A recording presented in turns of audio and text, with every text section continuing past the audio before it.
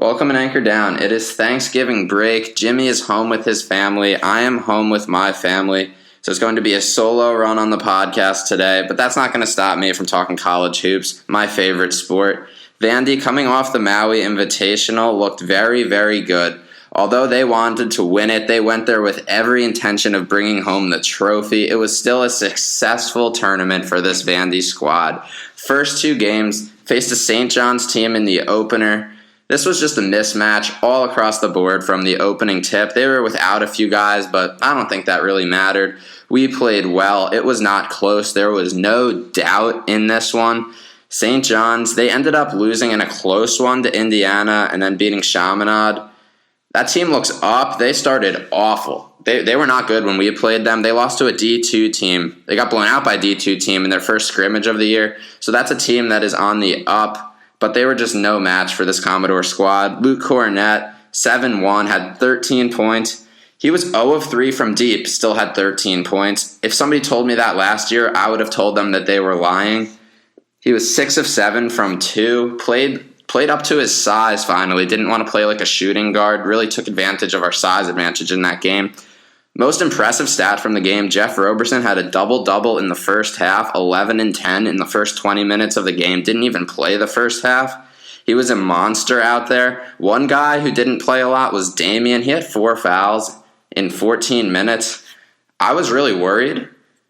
But then again, in the next game, he showed that he can play a lot. He can be an impact. Against Wake Forest, that's all I want to say about St. John's. Mismatch, good game. Wake Forest, Devin Thomas, a legit center. Mitchell Wilbekin, he looks exactly like his brother, if you remember from a couple of years ago. Scotty Wilbekin, point guard on that good Florida team. We were up 21-5 in that game. Thought it was going the same way as St. John's. They actually closed the gap to from 21-5 to 26-22. But from there, we pulled away. We showed we were the better team. Damian Wade, 17 apiece. Everyone got playing time in this game along with the first game, an 86-64 final. Wake Forest didn't have that little number next to them like Indiana did. They're a better team than Indiana. Indiana is overrated. They showed it in the tournament. Indiana has no business being ranked. This is a Wake team where you can see at the end of the year they play in the ACC, so they'll have a lot of tough games. This was still a very quality win. This was a good team that we faced. And that's just setting up for the game everybody wanted going into this tournament. Number 5, Kansas. Number 19, Vandy. This was a good game. First half especially, I was enjoying myself watching this. 30-26 at halftime. It would have been like 30-16 if Wayne Selden didn't just go off. He has more potential than most players in the country. He might have the most potential out of anybody. Really high expectations. He was supposed to be a lottery pick his freshman year coming out of high school. A lot of pressure on him. Didn't really amount to that, but he might end up being a lottery pick by the time he's done playing in Allen Fieldhouse over there at Kansas. He had 25 points, 8 of 11 shooting. He played all 40 minutes of the game. We really didn't have an answer for him. In the press conference at the end of the game, they asked Wade about how it was guarding him. Wade didn't want to take responsibility for that, but we really just didn't have an answer. One good thing, though, Selden and Perry Ellis are their 2 best players. Perry Ellis feels like the guy's been around forever. He looks like he's 40 years old, but we didn't let him do anything. He's a 6'8" power forward. I guess they call him a power forward. He should have, if it was just based on college performance, he would have went to the league probably his freshman or sophomore year. He doesn't really have a position, and that showed. He can't play the big guy spot against Luke and Damian. He only had 5 points. And this is a guy who's supposed to be player of the year in the Big 12. Best player during the game for us was Damian. He had 17 points, 5 of 7 shooting, 10 rebounds. A lot of that damage came in the first half. Kansas really made some great adjustments at halftime in stopping the inside by guarding the perimeter very tight. We had a size advantage across the board. They were very active. They helped out.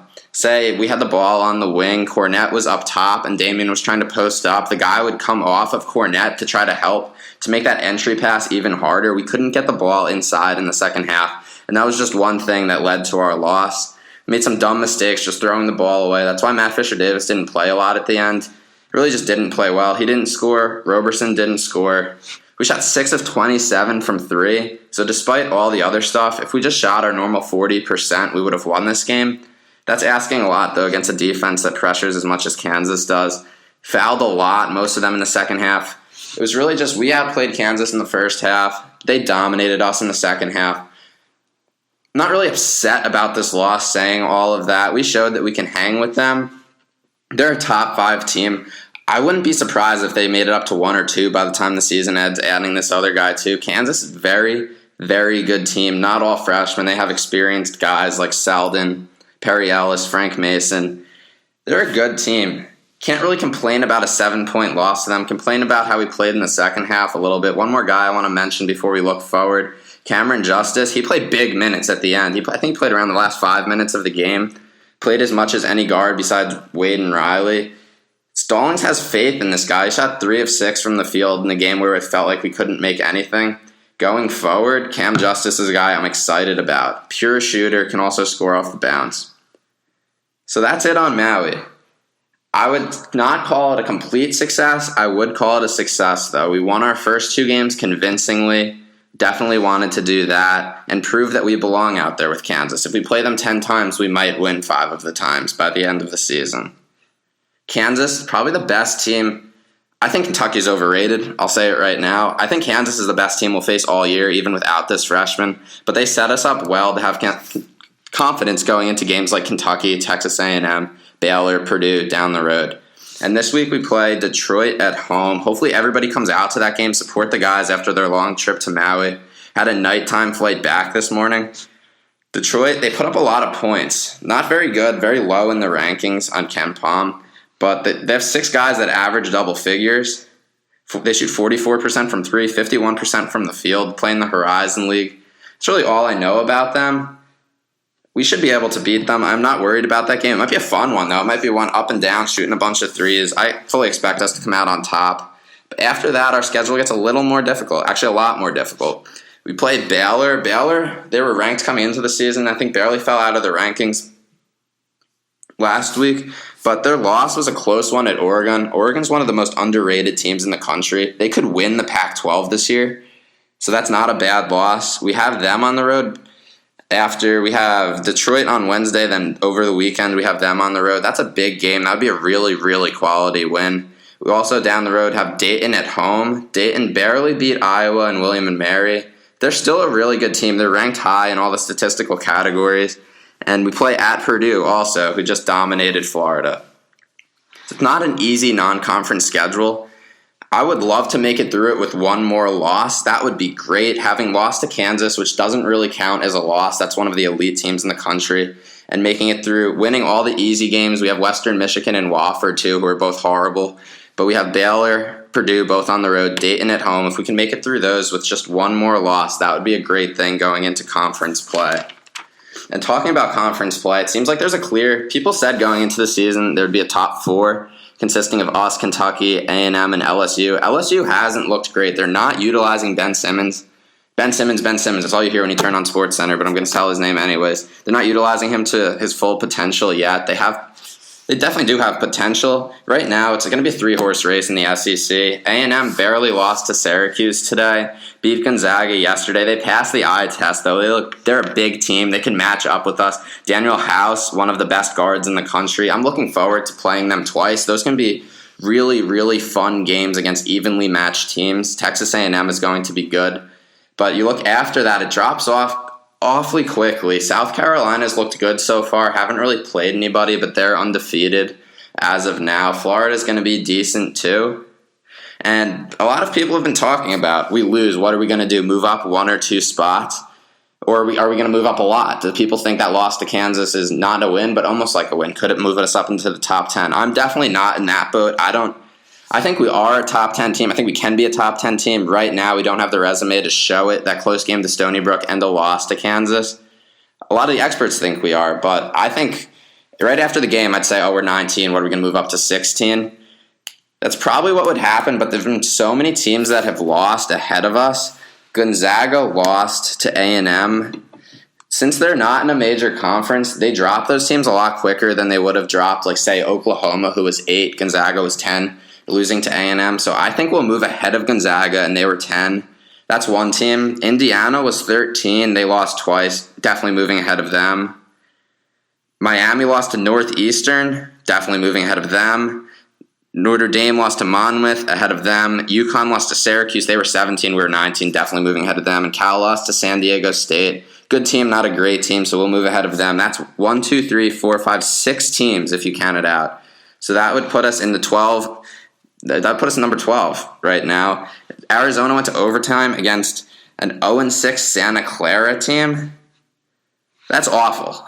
Santa Clara hasn't played anybody, and they haven't won. They were 0-5 going into the game. That should count as a loss. That's different than taking Stony Brook to overtime. Stony Brook's a team that none of us would be surprised if they made the tournament and won their league. Santa Clara is awful. So if you put us, I could see the experts after the Maui Invitational is the biggest preseason tournament. Gets all of the coverage on ESPN. Everybody knows about it. Everybody knows we played Kansas tough. I could see us going ahead of Arizona. That would put us at 11. That's still behind teams like, right now, Villanova's 8. It would still be behind UNC and Virginia. Based on resume, I think we're better than some of those teams, but based on resume, based on expectations, which is a lot of what the rankings is, I think we could fall in there at 11, 12 or 13 at the worst, unless other teams jump us, which there's no obvious candidates that will jump us. Syracuse is going to move into the rankings after winning their tournament, the Battle for Atlantis. They beat UConn and They beat UConn and Texas A&M today. They could jump us. They are Syracuse, so there's a little bit more for them in the rankings. That always happens, the big-name basketball schools. Oregon has looked solid. I wouldn't have too much of a problem if they jumped us. They haven't lost yet. They beat Baylor. But I'm looking in that low teen range. Not that this matters at all. We're going into conference play, expected to be the number 2 team in the conference. I think there's no reason why we can't be the number 1 team in the conference. Kentucky is overrated. Looking forward to those 2 games, trying to go to the away game at Kentucky, looking forward to the 2 Texas A&M games. LSU at home is over our winter break, so I'm kind of bummed out about that. But you look at college basketball as a whole, the top teams don't seem quite dominant yet. Kansas is a good team. We looked like a good team. That was a very high-quality game. But you watch some of the other games, like Duke-Yale. I think Yale had the lead at halftime. Duke and Maryland have both had close ones against Georgetown. Maryland has not looked good. These are teams that will be moving around during the season in that top 10 range. And there's no reason why we can't play ourselves into the mix. We go through an out-of-conference without a loss, with 2 wins on the road, Purdue and Baylor. I think we get into the top 5. I think we could be number 5 or number 4. These teams there's not going to be teams that have 2-3 losses on the seasons. Pure, simple fact is that these teams are not good enough. Teams I think Kentucky's overrated. Michigan State, Denzel Valentine's the best college player in the country. Iowa State, Georgia's Niang, Monte Morris, they're going to be great teams. I think those 3 teams. And Kansas, I think those teams are in the top 4. And after that, Villanova's looked a little shaky. They're good. They haven't really played anybody. There's no reason why we can come in right after that and challenge those teams for a top 5 ranking during the season.